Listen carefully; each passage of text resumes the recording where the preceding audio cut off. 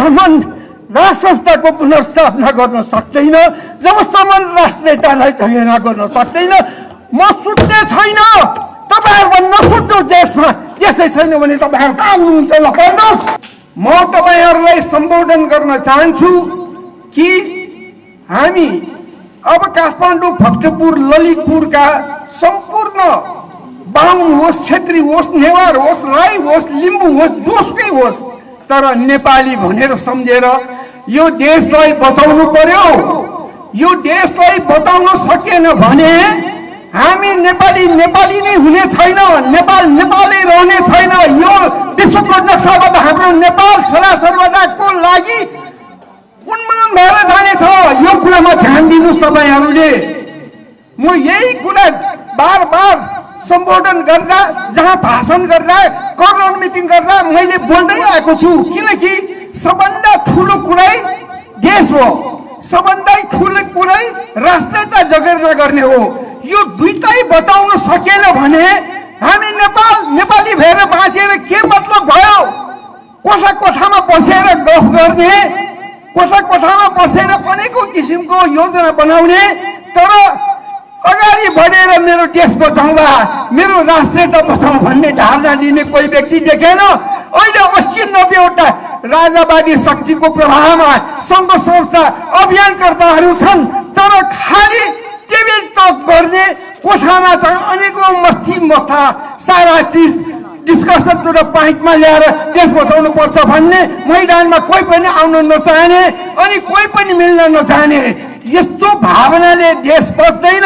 यस्तो भावनाले राजसंस्था पुनर्स्थापना पनि हुँदैन। राजसंस्था पुनर्स्थापनाको नाममा भट्टा खाने काम नगर्नुहोस्। राजसंस्था पुनर्स्थापनाको नाममा अनेकौं संघ संस्था खडा गरेर यो देशलाई धोकाबाजी नगर, यो देशवासीलाई धोकाबाजी नगर। मैले तपाईहरुलाई यही नै आह्वान गर्छु। मेरो पनि यो नागरिक समन्वय समिति भनेर गठन गरेको छु। यसमा हामी पदाधिकारीहरू सामान्य रूपमा आपसमा सबैले चन्दा जस्तो पैसा उठाएर हामीले अफिस चलाइराखेको छु। कसैको अनुदानबाट होइन, कसैसँग हात जोडेर पैसा पनि लिएको छैन, कसैसँग चाहिँ हात जोडेर हामीलाई मद्दत गर भन्ने पनि छैन।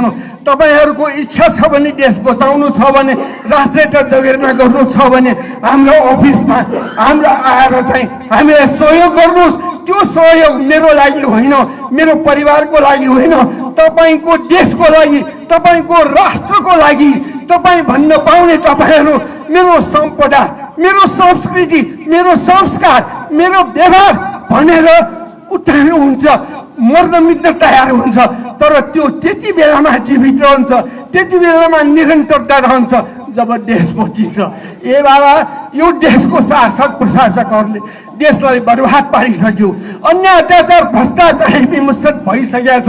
आज न्याय कहाँ पाउने भनेर बुढाबुढीहरू सबै रोएर ए नारायण तेमा राजा छैन, अरे हाम्रो देशमा केही कानुन छैन, हाम्रो देशमा कुनै किसिमले हामीलाई मद्दत गर्ने कोही छैन भनेर बुढाबुढीहरू रोइराखेको छ, काठमाडौँवासीहरू रोइराखेको छ।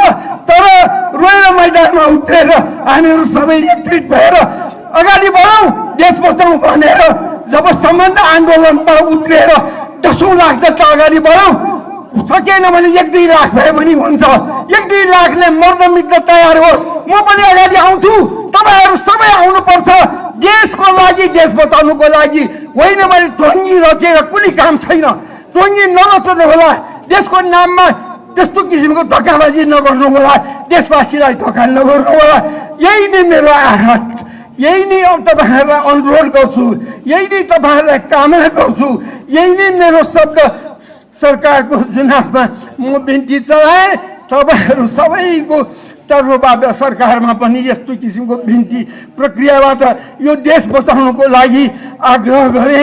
सरकार यो देशमा जबसम्म राजसंस्थाको पुनर्स्थापना गर्न सक्दैन, जबसम्म राष्ट्रियतालाई झगेरा गर्न सक्दैन, म सुत्ने छैन।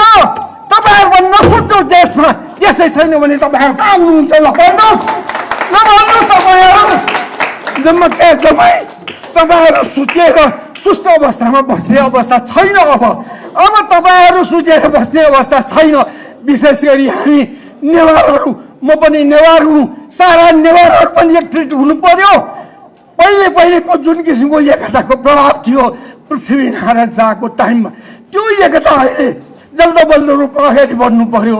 ए प्रभु, श्री 5 युवराज सरकार, श्री 5 भन्ने शब्दले श्री 5 महाराज बडावा र पृथ्वीनारायण शाहका वंश हिन्दू संस्कृतिका अनुयायी, हिन्दू संस्कृतिका अनुयायी श्री श्री श्री श्री 5 युवराज सरकारलाई सम्बोधन गरेको सम्झनुहोस्। मौसुफ सरकार यति पवित्र आँगनमा सवार भई बक्सेर हामी सबैलाई हौसला प्रदान गरी बक्सेको हुनाले सरकारमा बिन्ती चढाउँछु। जो हुकुम जो निगाह सरकार र आज उपस्थित हुने भएका सारा हाम्रो विशिष्ट व्यक्ति विद्वानहरूलाई पनि म आग्रह गर्छु, तपाईँहरूप्रति पनि कृतज्ञता ज्ञापन गर्छु, तपाईँहरूलाई पनि धन्यवाद दिन्छु। यति भनेर मेरो सामान्य मैले बोल्नुपर्ने के हो कुरा सामान्य रूपमा बोले, धेरै लामो बोल्दैन म, किनकि सबैले बोलिसकेका छ। ल तपाईँहरूबाट पनि